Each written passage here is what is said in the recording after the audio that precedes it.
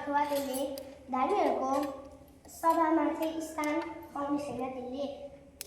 र 6 ले भन्दा चाहिँ किनकि परमप्रभुले धार्मीहरूको मार्गमा रक्षा गर्नुहुन्छ तर दुष्टहरूको मार्ग चाहिँ नष्ट हुनेछ।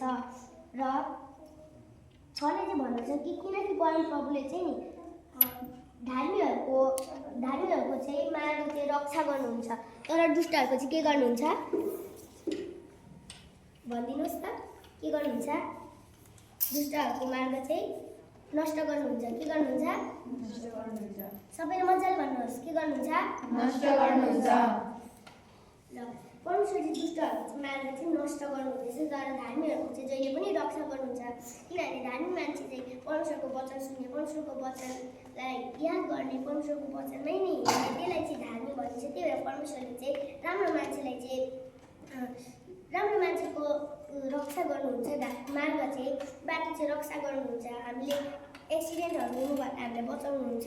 हामीले केही खानुभन्दा अगाडि हामी प्रार्थना गर्नुपर्छ। हामीले प्रार्थना गरेन भने त्यो पवित्र पनि हुन सक्दैन।